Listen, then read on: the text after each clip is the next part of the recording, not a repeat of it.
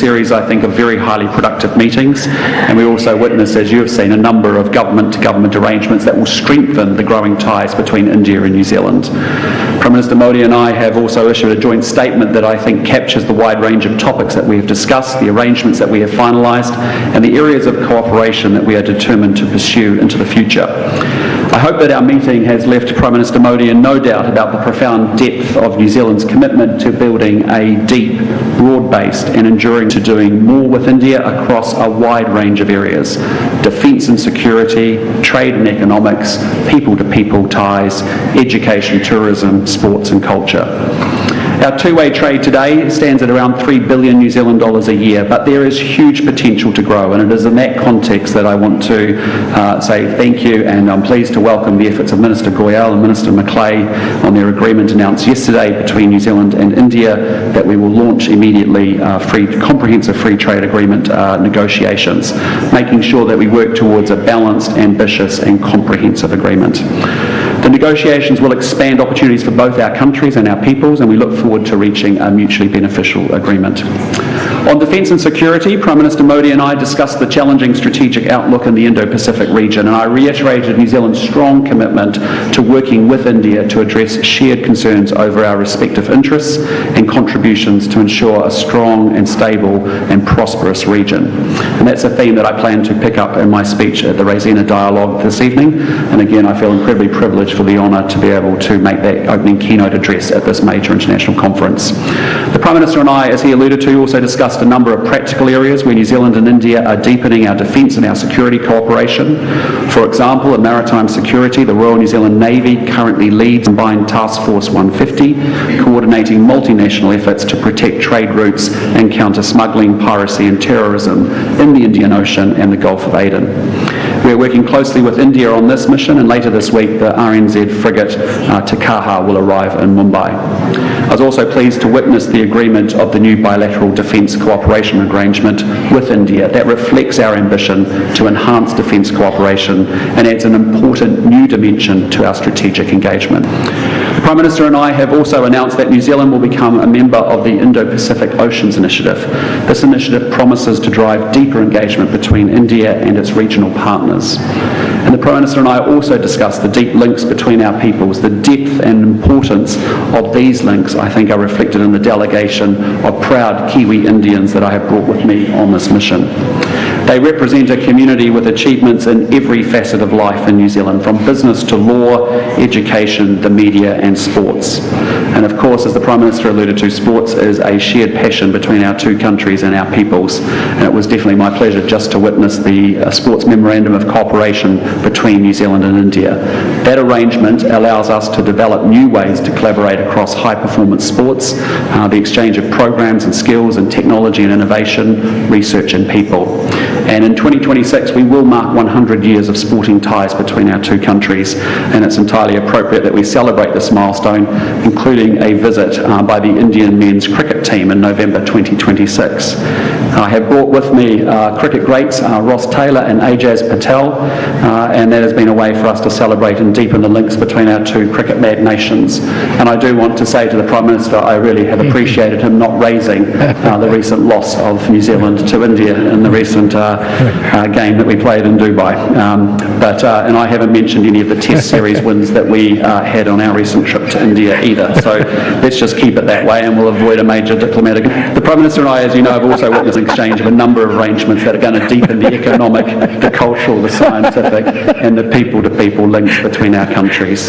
There's a mutual recognition agreement on customs, which you've just seen, a refresh of our cooperation agreement between our education ministries that identifies where New Zealand can actually help support the development education sector, a letter of intent to cooperate more fully on forestry trade, and also a memorandum of cooperation on horticulture.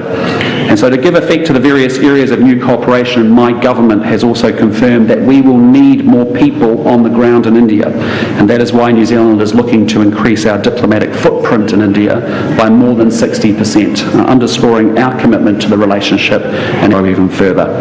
And it is also my great pleasure to be able to announce Dr. Samir Saran, President of the Overseas Research Foundation and an organiser of the Raisina Dialogue with Dr. Jay Shankar, to be the next Prime Minister's Fellow from India. And I look forward to welcoming Dr. Saran to New Zealand and building even stronger engagement between New Zealand and India on critical issues facing the Indo-Pacific. So finally, can I just say again, thank you Prime Minister Modi for hosting me and my delegation so generously and with so much hospitality.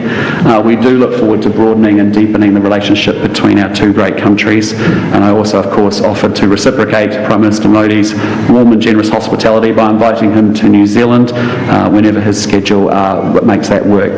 Namaste, and as we say in New Zealand, tēnā koutou, tēnā koutou, tēnā koutou katoa. Kia ora. Thank you, sir.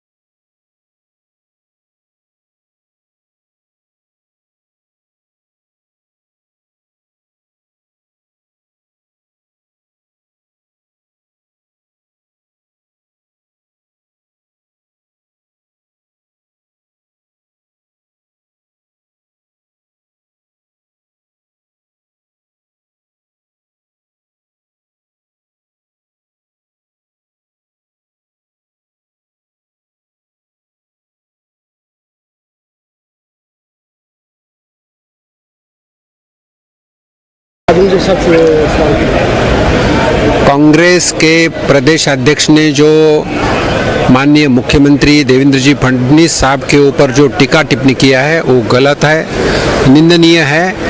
मैं बताना चाहता हूं कि देवेंद्र जी फडणवीस साहब की सरकार बहुत ही अच्छा काम कर रही है। माननीय मुख्यमंत्री जी को एक्सपीरियंस है, महाराष्ट्र को विकसित महाराष्ट्र बनाने के लिए वो काम कर रहे हैं। और ये जो टीका टिप्पणी जो इन्होंने किया है उनका मैं निषेध व्यक्त करता हूं। और एक बच्चे जैसा, छोटा बच्चा जिसको कुछ पता नहीं है, ये बालपन जैसा काम कर रहे हैं, मैं उनका निंदा करता हूं। कुछ सर हिंदूवादी संगठन हिंदूवादी